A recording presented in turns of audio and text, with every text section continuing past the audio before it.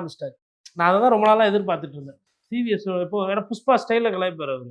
புதுசு புதுசாக வருவான், பங்களா தரேன்பான், கார் தரேன்பான், எம்ஜிஆர் நான் தான்பா, பார்த்துக்கோங்க உஷாரா இருங்க மக்களே அப்படின்னு ஆரம்பிச்சுக்கிறார். இன்னும் போக போக போக போக இன்னும் வளர்மதி வருவாங்க. யாராப்பா எம்ஜிஆர் வாப்பா ப்ளீஸ் கம் ஃபார்வர்ட் அப்படின்னு கூப்பிட்டு கலாய்ப்பாங்க.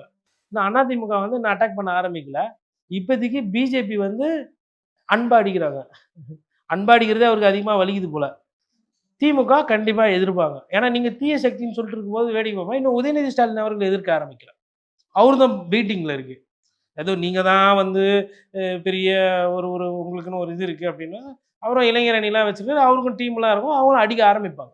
உதயநிதி ஸ்டாலினும் விடமாட்டாரு. அப்படி இருக்கும் பொழுது அப்புறம் அண்ணன் சீமான மறந்துட்டேன். என்னப்பா பேச மாட்டியா? இப்போ எப்படி உன்ன பேச வைக்கிறேன் பாரு அப்படின்னு புதுசு புதுசா பேர கண்டுபிடிச்சு விட்டுன்னு இருப்பாரு அவரு அண்ணன். அதனால விஜய் அவர்கள் வந்து வேணா டாக்டர் கிட்ட இருந்து போயிட்டு எனக்கு வாயில கட்டி பேசக்கூடாது சொல்லிட்டாங்கன்னு சொல்லிட்டு ஒரு சர்டிஃபிகேட் வாங்கி வேணா வெளியில ஒட்டிடலாம். ஏன்னா ஏன் பேச மாட்டேன்னா அவருக்கு வாயில கட்டி. அதனால செய்கையிலே பிரச்சாரம் பண்ணுவார். இந்த பழைய காலத்துல இந்த நியூஸ்ல எல்லாம் பார்ப்பாங்க. நமக்கு புரியலன்னா இப்படி இப்படி சின்னத்தை வச்சு விளக்குவாங்க.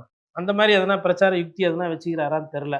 இப்போ மதுராந்தகனா எப்படி காட்டுவார்? இப்படி காட்டி, இப்படி காட்டி, இப்படி அப்புறம் ஏரி, குளங்கள்லாம் திருடு போகுதுன்னா எப்படி காட்டுவார்? இப்படி போய் இப்படி, இப்படி எதனா காட்டுவாரா?